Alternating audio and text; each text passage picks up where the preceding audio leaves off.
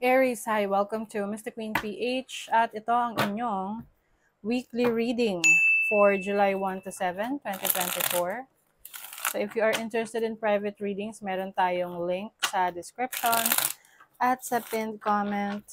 Pakicheck nyo lang kung gusto nyo mag-book for a private reading. So let's see Aries, anong ganap sa inyo ngayong week na to. Overall energy. Wait lang. Okay, for Aries, overall energy. The Lovers. Uy, so this is about commitment. Yung iba sa inyo papasok sa isang commitment. Pwedeng romantic relationship, pwedeng business partnership. The Lovers is also about decision making. So maaring meron kang major decision to make. You are weighing pros and cons. Let's see your possible challenge. The Hermit, ayun na, yung inyong pagmumuni-muni, pagre-reassess ng situation. So, maaring ang challenge sa inyo is, nahirapan kayo ngayon mag-reassess ng situation, which path to take. Pwedeng, yung iba, meron kayong major decision sa trabaho nyo, kung iti-take nyo ba yung opportunity na yon o hindi. Ano tong major decision na to? Yung iba sa relationship, pwedeng, ano ba yung major decision nyo? Magpapakasal, hihiwalay, diba? Let's see. Ano yung opportunity?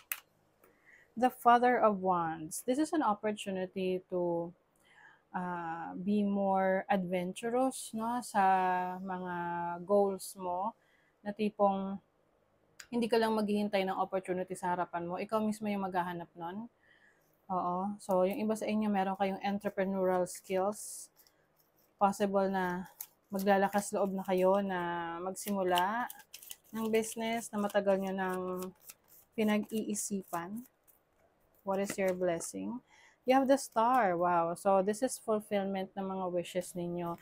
This is also hopes and dreams. So, I think mas malakas yung inyong paniniwala ngayon na matutupad niyo yung mga goals nyo. This is also about healing. So, kung yung iba sa inyo nagkaroon ng mga challenges sa inyong kalusugan, so you are going to experience healing ngayong week na to. What is the Lovers? Uy! Oh my God. Eight of Cups. Yung iba sa inyo, nagde-decide kayo kung aalis na ba kayo dyan sa relationship na yan. This can be a romantic relationship. But for some of you, romantic relationship talaga to eh. Although sa iba, pwedeng business partnership. What is the Hermit? The Three of Pentacles. Maaring may mga taong pwedeng nakikialam sa ngayon sa mga decision making mo. Kaya gusto mo munang mapag-isa para maging malinaw talaga sa'yo. No? Yung tipong wala siyang outside influence yung decision mo para masabi mo na talagang ikaw yung nag-decide, hindi ang ibang tao. What is the Father of Wands? The Nine of Cups. You're going to find your happiness, Aries. So, some of you, kung hindi na kayo masaya sa relationship nyo ngayon, and I think matagal na tong nangyayari, no?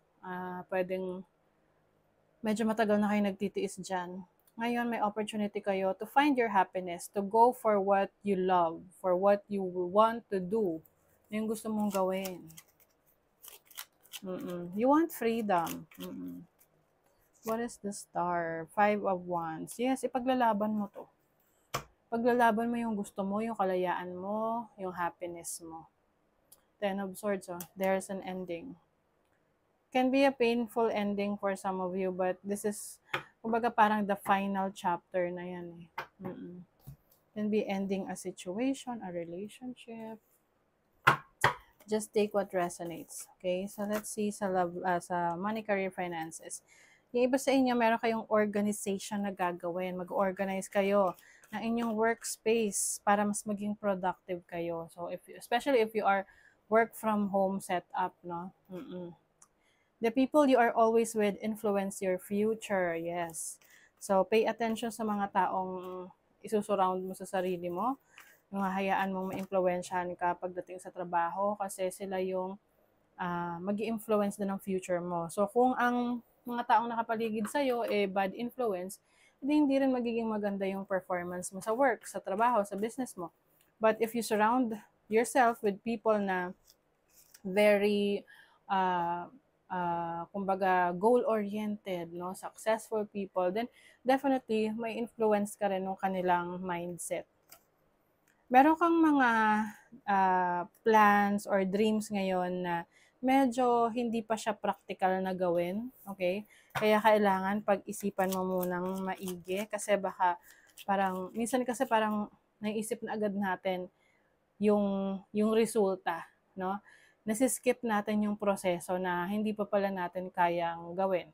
So, pag-isipang maigi muna. Yeah, you have the 10 of Wands, so medyo maraming kailangan gawin, i-work out. The Moon and the 5 of Cups, yes. So, in terms of decision making pagdating sa trabaho, career, business, you have to make sure that pinag-isipan mong maigi, okay? Kasi baka meron kang pagsisihan dito, okay? Lalo na kung meron kang pikit mata na papasukin na business opportunity, pero yung pala, hindi ka pa pala ready, 'di ba? So, it's okay to take some risk, but dapat well-calculated risk, okay?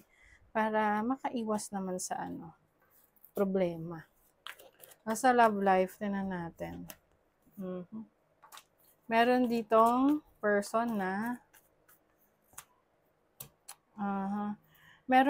some of you feel like hindi natatapatan yung effort mo sa relationship. Kaya siguro yung iba sa inyo parang nanlalamya sa connection nyo with your romantic person. Pwedeng wala siya masyadong time sa inyo, and pwedeng nagkaroon na rin ng pag-uusap. The Emperor. That is your energy. You have the Mother of Swords and the Devil. Ooh. So, Capricorn energy, and then air sign, Gemini, Libra, Aquarius. Parang medyo intense ang love life ng iba sa inyo. Meron ditong sumbatan.